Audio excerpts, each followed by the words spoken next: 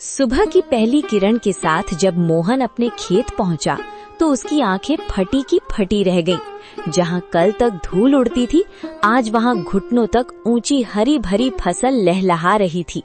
बड़े बड़े चमकदार आलू और मोतियों जैसे मटर के दाने। तभी वहां से काला गुजरा। काला हैरानी और चिढ़ के साथ, अरे मोहन, ये क्या तमाशा है?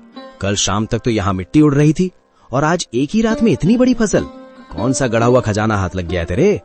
या कहीं शहर से कोई चोरी का माल लाकर यहाँ गाड़ दिया है? नहीं काला भाई, ये ना कोई चोरी है और ना कोई तमाशा। ये तो ऊपर वाले की मेहरबानी है। कल एक घायल चिड़िया की मदद की थी, बस उसी की दुआओं ने आज ये रंग दिखाया है। देख भाई, कितने सुंदर आलू और मटर है। तू भी थोड़े घर ले जा। दुआएं?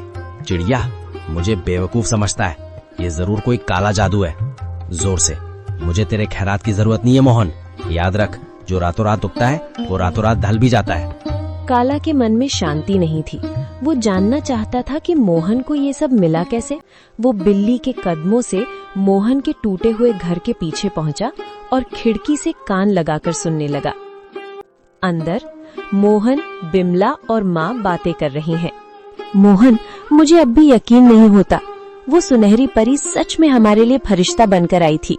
उसने कहा था ना कि जब तक दिल साफ रहेगा ये फसल बढ़ती रहेगी। हाँ बिमला, उसने उसी बरगद के पेड़ के पास दर्शन दिए थे जहाँ से मैं रोते हुए लौट रहा था। वो दिव्य प्रकाश, वो ममता भरी आंखें, मैं कभी नहीं भूल सकता। काला भाई को शक हो रहा था, पर उसे कैसे समझाऊं कि ये सब दया का फल है। काला खिड़की के बाहर बुदबुदाते हुए, अच्छा तो ये बात है।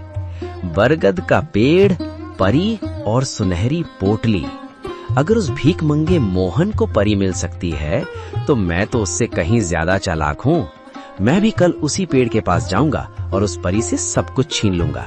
काला सुबह सुबह उसी बरगद के पेड़ के नीचे पहुंच गया।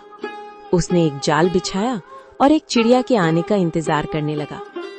उसने सोचा कि वो किसी चिड़िया को घायल करेगा और फिर उसकी मदद का नाटक करेगा। कहाँ है वो परी? ओ चिड़िया, बाहर निकल। देख, मैं तेरे लिए कितने दाने लाया हूँ।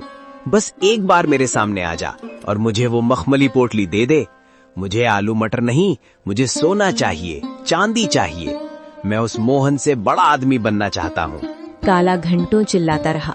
कभी रोने का नाटक करता तो कभी लालच में पेड़ की टहनियां हिलाता, लेकिन वहाँ सन्नाटा छाया रहा। अचानक एक तेज ठंडी हवा चली और एक आकाशवाणी हुई। काला, प्रार्थना हृदय से की जाती है, लालच से नहीं। मोहन ने एक जान बचाने के लिए अपनी कमीज फाड़ी थी और तू एक जान लेने के लिए जाल बिछा रहा है। जा, तुझे कुछ नहीं मिलेगा, क्योंकि तेरा मन ईर्ष्या की राख से भरा है। लालच की फसल कभी मीठी नहीं होती। नहीं, ये नाइंसाफी है। उस गरीब को सब कुछ और मुझे कुछ नहीं। अगर मुझे नहीं मिला तो मैं मोहन का भी कुछ नहीं रहने दूंगा। मैं आज रात उसके खेत को शमशान बना दूंगा। मोहन ने पहली फसल घर लाई। बिमला ने जब आलू और मटर की सब्जी बनाई तो उसकी खुशबू पूरे गांव में फैल गई। बीमार माँ ने जैसे ही एक निवाला खाया, उनके चेहरे पर रौनक आ गई। पिताजी, ये आलू तो बहुत मीठे हैं। क्या ये सचमुच हमारे खेत के हैं? अब मुझे स्कूल जाने के लिए नया बस्ता मिलेगा ना? हाँ मेरे बच्चे, अब हम कभी भूखे नहीं सोएंगे। बिमला देखो, भगवान ने सुन ली। आज माँ की आंखों में चमक देखी? ये उन जादुई बीजों का ही प्रताप है। बिमला आंखों में आंसू भरकर, मैं तो डर गई थी मोहन। मुझे लगा था कि गरीबी हमारी पहचान बन गई है, लेकिन आज पहली बार लग रहा है कि हमारे घर में भी लक्ष्मी ने कदम रखा है। पर मुझे उस काला से डर लगता है। उसकी नजरें हमारे खेत पर जमी हैं।